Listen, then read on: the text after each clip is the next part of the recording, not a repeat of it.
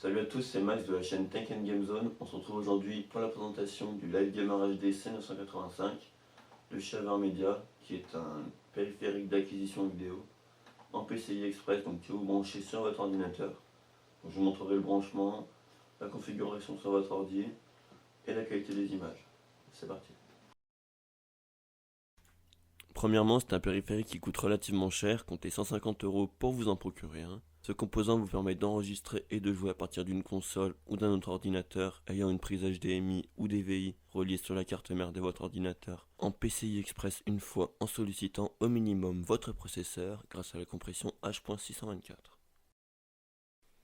Il y a une entrée HDMI venant de votre console ou votre ordinateur vers cette carte et une sortie HDMI pour aller sur votre télévision. Il y a aussi une entrée et une sortie audio en jack 3.5 mm.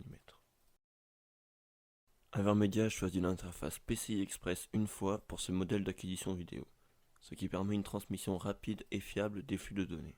Vous pourrez enregistrer en arrière-plan tout en profitant de votre partie en temps réel sans latence ou lag. Afin d'être sûr de ne pas rater le lancement de votre enregistrement, un bouton USB est également fourni. Il vous suffit d'appuyer sur le bouton pour lancer l'enregistrement et l'arrêter.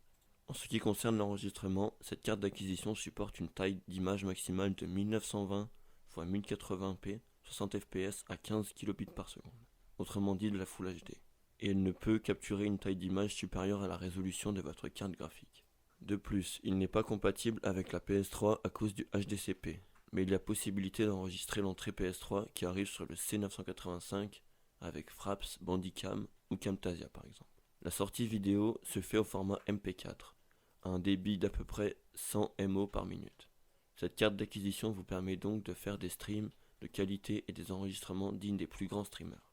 Dans la boîte, il y a donc la carte d'acquisition, le bouton déporté, aussi appelé Hot Button, un adaptateur DVI vers HDMI, un câble HDMI vers DVI, un câble HDMI, un câble audio 3.5 mm, un CD d'installation, du logiciel Recentral qui permet de configurer la carte et les enregistrements, et aussi une licence pour le logiciel XSplit Gamecaster qui sert à streamer. Je vais maintenant vous montrer comment on l'installe dans l'ordinateur, donc via le PCI Express, donc ceci. On va venir brancher ici, sur les deux petits ports là. Donc tout simplement, hop, vous venez l'emboîter.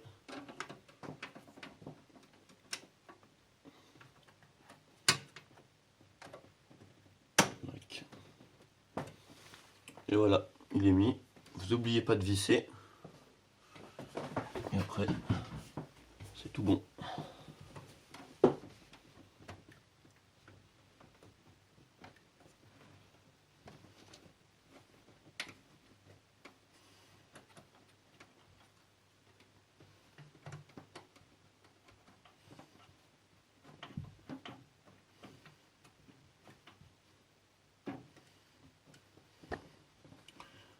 Vous assurez qu'il ne bouge pas trop. Là, il est bien enfoncé. Il bouge plus trop. Donc ça va. Donc maintenant, tout est bien mis. Il ne vous reste plus qu'à allumer votre ordinateur.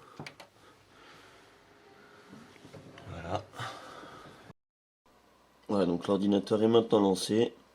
Donc on va pouvoir lancer le logiciel Recentral. Donc je vais vous capturer la vidéo par l'écran.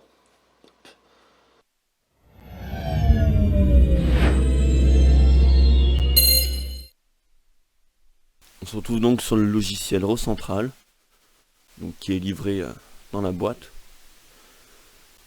Donc on voit bien que la carte d'acquisition est bien branchée à l'ordinateur.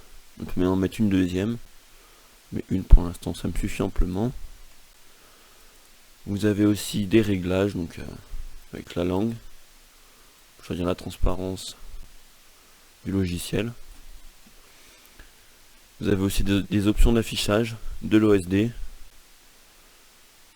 donc pour montrer par exemple les logos et pouvoir choisir ce que vous affichez durant votre stream. Vous pouvez choisir si vous exécutez au démarrage Recentral, l'endroit où vous enregistrez vos vidéos.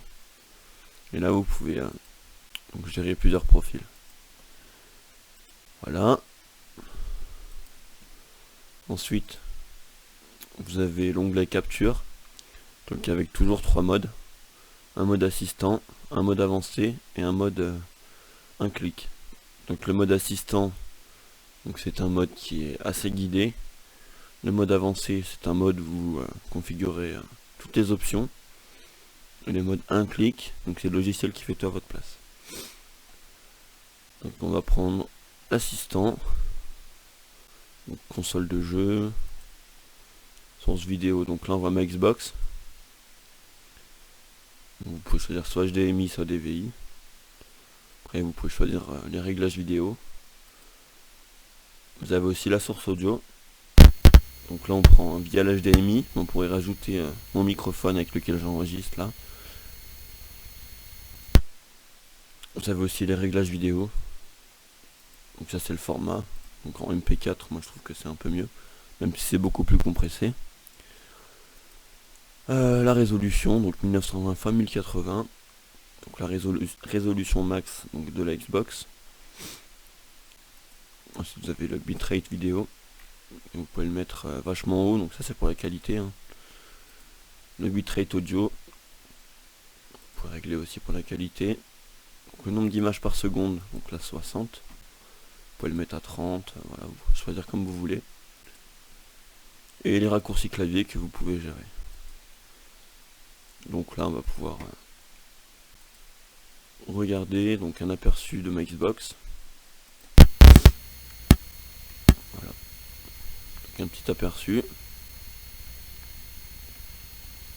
Vous pouvez choisir l'audio, si vous voulez le capturer ou non, enregistrer, prendre une capture d'écran. Vous pouvez aussi ici régler les paramètres vidéo. Et vous voyez ici la taille qui vous reste donc sur le disque dur que vous avez choisi pour l'exportation de vos vidéos. Voilà. Donc vous avez aussi la diffusion en continu. Donc vous réglez donc de la même manière. Mais cette fois-ci vous pouvez donc enregistrer un compte Twitch, YouTube ou alors une autre plateforme de stream. Et là vous avez donc votre dossier vidéo, donc avec tous les vidéos dedans. Et voilà. Donc j'espère que vous avez aimé cette vidéo, donc n'hésitez pas à la partager, à vous abonner ou à laisser un commentaire. Merci, c'était Max de la chaîne Tech & Game Zone. À la prochaine.